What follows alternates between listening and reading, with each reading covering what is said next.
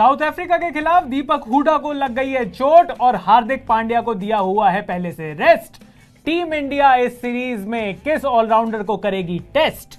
कौन है बेस्ट और क्यों है टीम इंडिया में अनरेस्ट? यही तो डिस्कस करने के लिए बैठ गए आज। तो भैया दीपक हुडा को चोट लग गई है और दीपक हुडा साउथ अफ्रीका के अगेंस्ट T20 सीरीज से बाहर हो गए हैं। हार्दिक पांड्या को पहले से ही रेस्ट दिया हुआ है। तो ऑलराउंडर अब इस टीम में कौन बचता है? ये पूरी टीम ऑलराउंडर नहीं है, आपको नहीं लगता?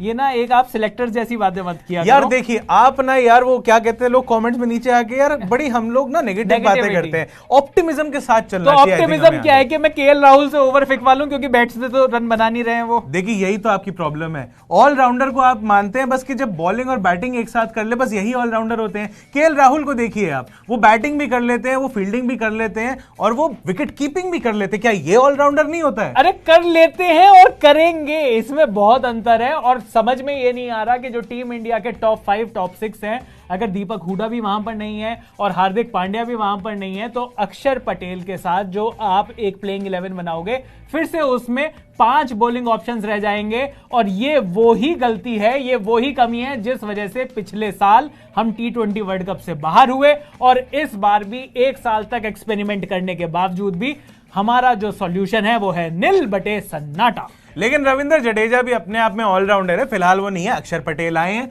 वो ऑलराउंडर है। शार्दुल ठाकुर को लाया जा सकता था जिनको ऑलराउंडर बोल के बहुत टाइम से बेच रहे थे, लेकिन उनकी बैटिंग उतनी ज्यादा अच्छी नहीं दिखाई पड़ रही थी। लेकिन बॉलिंग में इतने लकी टच था उनका, आते विकेट ले जाते थे। लेकिन फिलहाल वो टच भी चला गया था तो उनको हटा दिया है। तो ऐसे में आप ऑलराउंडर खोद के थोड़े ना लाओगे कहीं से। और नहीं तो अगर वैसे पूरा इंडिया बचा है भाई, तो खोदने के लिए तो ये जो टैलेंट जो ढूंढने के लिए तो इतनी बड़ी कमेटी, इतनी बड़ी बीसीसीआई, ये सारे के सारे जो लोग हैं सिलेक्शन कमेटी, ये किस लिए है भाई? मैं बात नहीं करता आपसे यार, आप ना लॉजिक वाली बात करते हो। मेरे को लॉजिक सुनना ही नहीं है। मैं इंडियन क्रिकेट टीम की तरफ से बात कर रहा हूं। आप देखो, अगर देखो यहाँ पे ऋषभ पंत हैं, हाँ। दिनेश कार्तिक हैं। दिनेश कार्तिक कभी तो जाके विकेट कीपिंग कर रहे होते हैं और कभी जाके एकदम पीछे खड़े हो जाते हैं कोने में, थर्ड मैन पे, वहां पे लॉन्ग ऑफ पे कहीं जाके खड़े हो जाते हैं। ऑलराउंडर नहीं है ऐसा खिलाड़ी। आपसे, लोगों से, सिलेक्टर से मैं ये पूछना चाह रहा हूं। अच्छा मैं शब्द वापस लेता हूं ऑलराउंडर।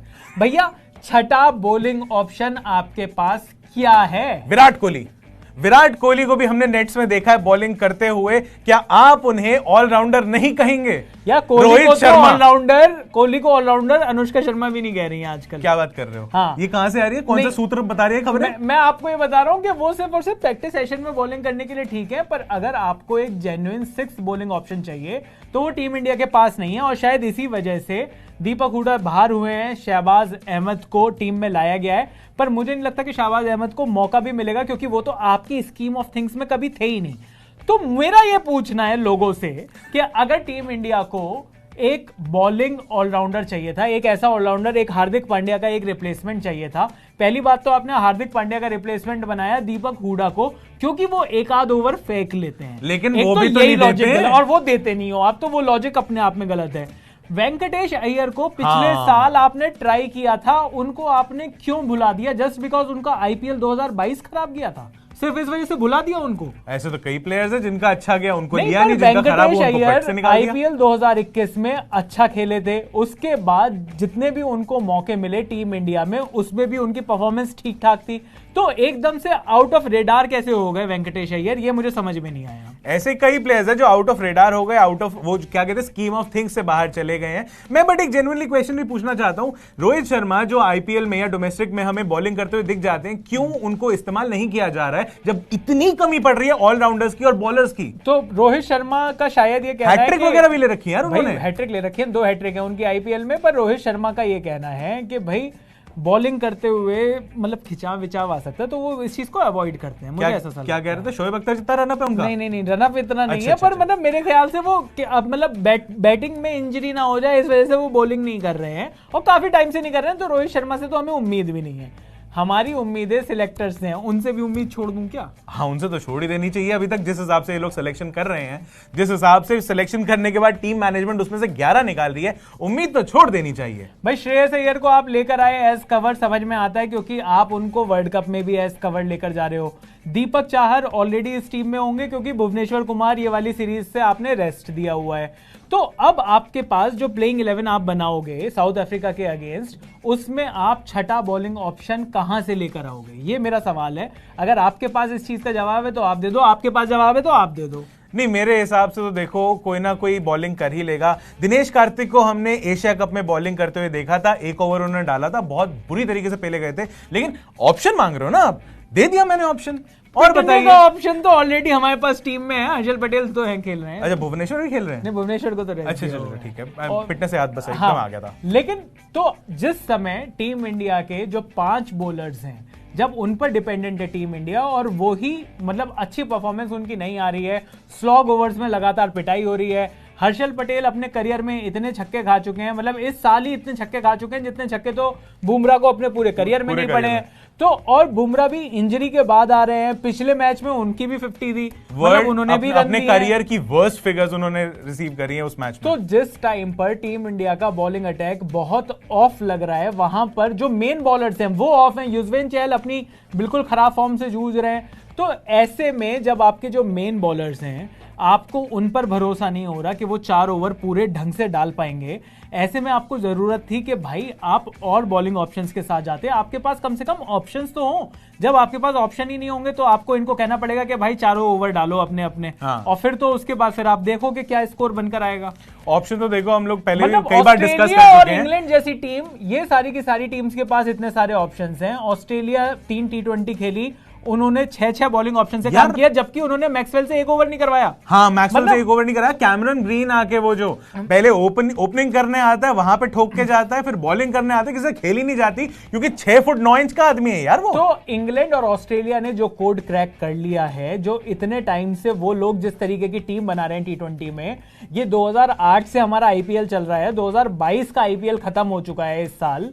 मतलब इतने सालों में हम अभी तक एक फॉर्मेट, एक प्लेइंग 11, हमें किस तरीके के स्पेशलिस्ट प्लेयर्स चाहिए वो हमें पता नहीं चलेगा अभी तक। पता नहीं, स्पेशलिस्ट के नाम पे मेरे ख्याल से हमने सिर्फ विकेट कीपर प्रोड्यूस करे हैं कि हमारे पास संजू सैमसन भी बैठे हैं, हमारे पास ईशान किशन भी बैठे हैं, हाँ, और बैकअप के तौर पे केएल राहुल तो बैठे ही बैठे हैं। साथ में अगर जरूरत पड़ गई अभी भी तो रिद्धिमान साहब भी वेट ही कर रहे हैं, और टीम में ऑलरेडी 2 विकेट कीपर हैं। तो मतलब ये सारे के सारे तो आपने बाहर वाले गिना दिए, अंदर ऑलरेडी 2 चल रहे हैं। हाँ वही ना। तो मतलब यहां पर एक चीज तो चलो कम से कम वो हो गई कि वो नयन मोंगिया वाला जो दौर था वो तो आपने खत्म कर दिया कि सिर्फ हाँ, वो वाला दौर खत्म हो गया कि विकेट कीपर को सिर्फ विकेट कीपिंग करनी आती है, बैटिंग करनी नहीं आती। तो वो वाली चीज तो खत्म हो गई।